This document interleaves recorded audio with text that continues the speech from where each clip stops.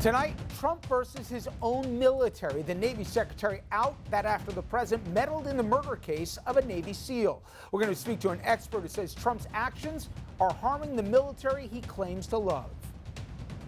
Plus, the latest on impeachment. That is, new headlines create new headaches for Devin Nunes and Mick Mulvaney. New questions for Democrats. Are they moving too fast, or are they playing the Trump cards just right? And the man who may soon find himself at the center of the impeachment storm, Chief Justice Roberts. He'll preside over any Trump trial, but will his focus make sure that justice is done, or will Roberts just be another Republican on the Senate floor? Good evening and welcome to RFL. I'm Richard French. Now, we begin the week of Thanksgiving. As we do so, there are new public impeachment hearings on the schedule this week, but still, I should say no hearings. Oh, it scared all of us there. But still, there's plenty of new information, new developments, even as recently as today, and also some big questions that need addressing. Now, we're going to bring you up to speed on a busy weekend of impeachment-related news that has some Democrats calling for the process to actually be slowed down so nothing important gets missed. We've also got the latest on how impeachment will happen in the House and, more importantly, in the Senate, where the trial will take place, and that seems in all but certainty to happen. Also, the impact on the 2020 race. Is impeachment actually helping or hurting Democrats, and how best can they use impeachment to their political advantage? We'll show you some polls that may surprise you. Plus, impeachment and the courts. We're going to look into some key cases awaiting decisions, and we got one just minutes ago, and how the Chief Justice may shape the impeachment trial, perhaps to the benefit, believe it or not, of the Democrats. But we begin this Monday night with the latest example of the president seeming to put his personal political needs in front of the nation's and our armed forces, once again using our military to do just that. The president, he has fired the Secretary of the Navy, that over the fate of a Navy SEAL. It is a case the president has been meddling in before the sailors court-martial and is now exposing deep rifts between the president and the military that he claims to champion. Tonight, the defense secretary is saying Trump ordered him to make, or I should say, reverse the disciplinary process on that very SEAL. Late yesterday, Navy Secretary Richard Spencer, the top official at the Navy, forced out over his handling of a disciplinary review of Navy SEAL Eddie Gallagher's standing to remain a SEAL by retaining his trident pin. Spencer clashing with the White House over that issue and President Trump's involvement after Gallagher's conviction in a military court. Gallagher was acquitted by a military court of war crimes in the killing of a teenage ISIS prisoner in Iraq, but he was convicted for illegally posing with the team's courts. He was then demoted in rank. This is all about ego and retaliation. The president disagreed with the decision and intervened last week, ordering the Navy to promote Gallagher back to his rank and restore his pay and pension, while also pardoning 2 other service members accused of war crimes. Trump also slamming the Navy for launching a review that could strip Gallagher, a decorated veteran, of his status as a Navy SEAL. I just want to retire peacefully with all the honors that I've earned. Trump tweeting, "The Navy will not be taking away warfighter and Navy SEAL Eddie Gallagher's trident pin. This case was handled very badly from the beginning. Get back to business." Spencer responding he does not consider tweets in order and writing in his resignation letter to the president in part, "I cannot in good conscience obey an order that I believe violates the sacred oath I took." Discipline in the armed services have to transcend politics, and Spencer stood for that. But Defense Secretary Esper accuses Spencer of going behind his back when he secretly met with the White House officials last week. Writing in a statement, he, quote, lost trust and confidence in him regarding his lack of candor over conversations with the White House. And there is more to Secretary Spencer's resignation letter worth focusing on, including his warning for the president. Spencer wrote to Trump in part, "The rule of law is what sets us apart from our adversaries. Good order and discipline is what has enabled our victory against foreign tyranny time and again." He continues, "The Constitution and the Uniform Code of Military Justice are the shields that set us apart and the beacons that protect us all," implying the president's decision violates both.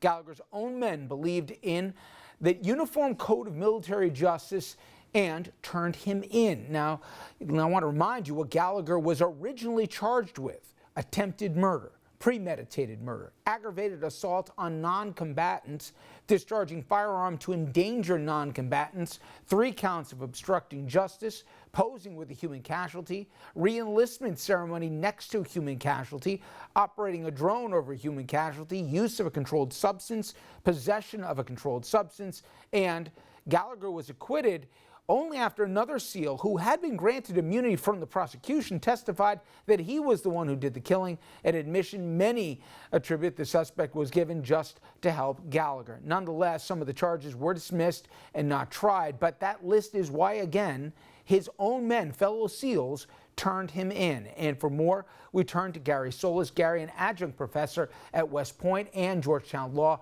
He has a PhD in the law of war and spent 26 years in the Marines as a judge advocate. Gary, thank you for your time and your service. And it's interesting to me how many folks that have spoken up about this that, aren't Republican, Democrat, but are directly in the military chain of command, specifically from the top end, that are saying what the president has done here goes far beyond Gallagher.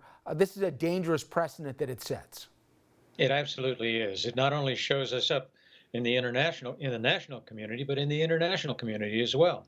For example, when we speak to our allies in the future and remind them that they shouldn't kill civilians and unarmed personnel, they're going to point and laugh and say, remember the Gallagher case? And you're telling us? No, this is not a good precedent at all. It has undercut the military justice system. It has undercut the authority of commanders. It's undercut the authority and the voice of America in the international community.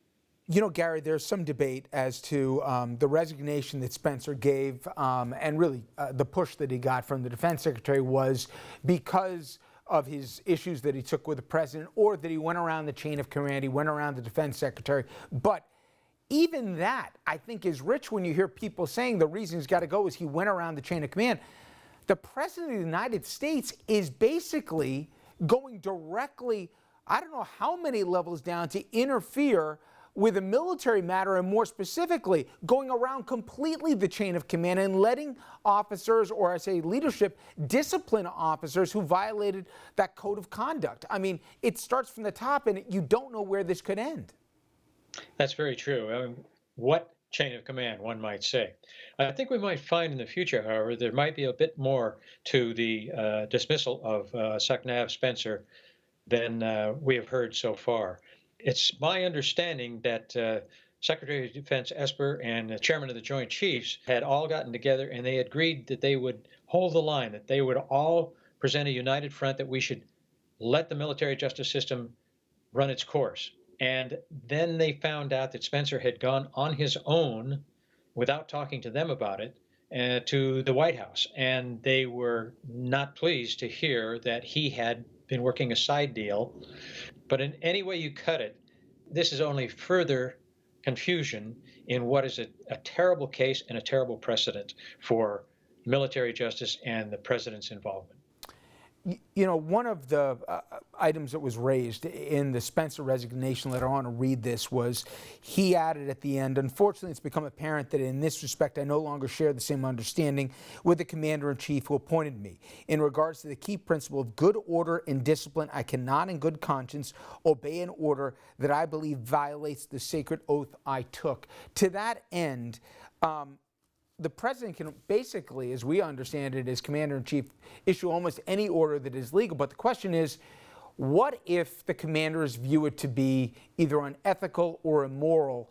Is their only option to resign at this point? I'm afraid it is. The president simply has virtually unconstrained power. And of course, that plays right to President Trump's predilections. So, he could order that everybody shall wear a pink cap for the rest of their enlistment, and it would have to happen. He is the commander in chief, and there is nothing you can do to avoid the application of his power. And he knows it, and he is not afraid to use it. What's lost in this is, I don't know, you know this case because we've talked it before, Gary, but his own SEAL team, Gallagher, turned him in. Not one or two guys, but a half a dozen took their own career and put it at risk because what they saw him ordered to do, or that he participated in directly, went so against the code of conduct. And they met resistance from the higher ups. They just let it go until they finally went up the food chain and somebody moved on it. And you conversely look at it now, where the president got involved to release Gallagher from custody so he could basically, be able to have a more cushy surroundings to serve out while he was waiting to hear his final decision. And he goes on Fox News. He's an active duty member. He goes on Fox News because he knows he'll have the president's ear, and goes directly against his command and is rewarded for it. I mean, juxtapose those two, the SEALs who risked everything to say this is not who we are, and then the guy who did the wrong going on Fox and Friends or whatever and getting rewarded for it by the president. Actually called his commanders knuckleheads. I mean, I'm calm as I sit here talking to you now, but believe me, this had me all but screaming and punching walls. You think, well, now the damage is done. There's nothing more that the president can do. And he does something more. Who knows where it's going to stop? But what we do know is that this is wrong on so many levels. Individuals who witness war crimes are going to be so much less willing to come forward now. Commanders who charge the war crimes are going to be so much less willing to make those charges. And those who try these war crimes are going to say, why should we bother when we have an individual who's not directly in our chain of command who's going to go ahead and set it aside if he can get his family with somebody named Kardashian perhaps to take up the case with the president, and the president will go, well, whatever they say on Fox, that's what I'm going to do. This is a case that is so bad on so many levels. It's hard to articulate how bad these pardons and this clemency is. And this didn't happen in a vacuum, as you know, Gary. There was 2 other cases where the president also got involved, where war crimes were involved. So this a pattern, and now you wonder the next time, if this were to happen, just lobby the president directly in his favorite channel and he'll get involved. Finally, listen, we can get into the president's own history or lack thereof of military service when given an opportunity, but he clearly equates war crimes with battle or war or toughness. And again, you're the commander of 18 to 20-something-year-old guys, and you're trying to show them where the line is. You laid out a lot of the consequences, but this is going to last beyond Trump. This is, I would imagine, from the folks that I've spoken to, they say, you don't understand how hard it is to maintain discipline and order. This kind of thing isn't just about the SEALs. This goes to every branch, and even if he's gone in a year or so from now, we're going to have to basically reteach here what's right and what's wrong. Absolutely right. The echoes, the ripples from this case are going to be very long-lasting, and they're going to be difficult to overcome. It just sets such a bad precedent, such a bad example, and it sends a message in so many directions to so many levels that are harmful to the military and the security of the country. Gary, I as always appreciate your time, your perspective on this. Thank you so much. Thank you. Now, when we come back from the break here, we will be focusing the balance of the hour on impeachment. A lot of new developments to report to you, including seemingly a paper trail that says the White House and the inner circle knew exactly what was going on with those funds withheld from Ukraine. Plus, will we hear from more of these witnesses? And politically, how should the Democrats play all this? All that and much more after this break.